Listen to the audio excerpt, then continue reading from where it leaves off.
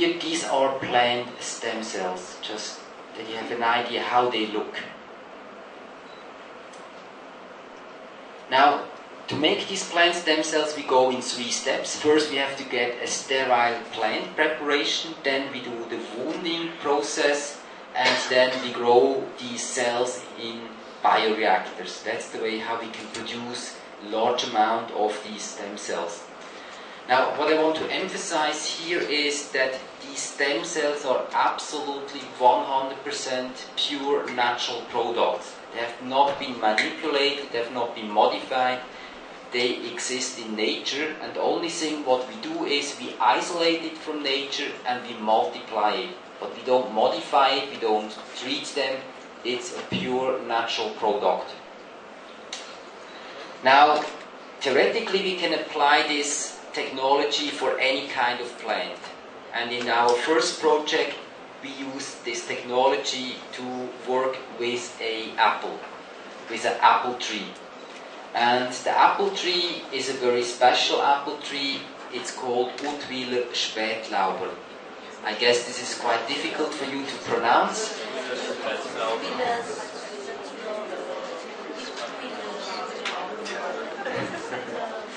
So this is a breed of apples like Granny Smith or other breeds which you may know from the market. However, this breed you cannot find on the market because this apple tree has disappeared from the market already 200 years ago. So, because this apple tree has been used 200 years ago a lot in Switzerland for one reason, and the reason is that the apple of this tree has a very good storability, shelf life, and this has been very important in Switzerland because Switzerland is a very cold country, and this means in winter time the land is covered with snow, and this means you cannot grow anything. That means you can only eat in winter what you have harvested in summer. And therefore the storability of a fruit is of great importance, because only then you can have all the winter, you can have fresh apple. And this is the reason why they cultivated this apple tree. But unfortunately this apple tree or this apple had a very bad taste. I mean, it has a very good storability but a bad taste. And nowadays it's no longer important that the fruits have a good storability because we can import fresh fruits from Malaysia, we have warehouses, we have supermarkets, and therefore nobody was cultivating this tree anymore. And therefore the tree died, and there's only a few trees left of this breed. So only about 3-4 trees are left, and we got the permission from the Swiss government to pick a few apples. And out of these apples we could establish these apple stem cells, and now we can cultivate these apple stem cells without using the trees because we worked that in our laboratory.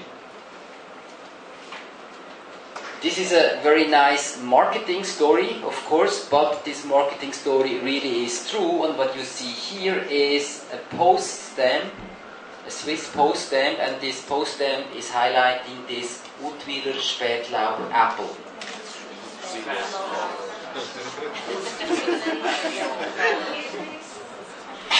And normally when you have a post stamp, in many countries you have the faces of some old kings or of former presidents, but in Switzerland we don't have kings and we don't have very professional presidents, so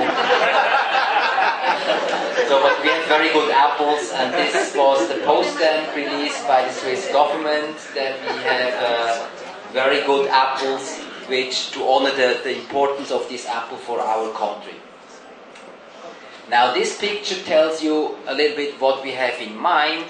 When we have an apple which delays aging of the apple, we can maybe use this apple or these apple stem cells and delay aging of our body. So this was the idea why we in particular have chosen this Utwiler Spätlauber apple to make stem cells. Now I'm coming to the third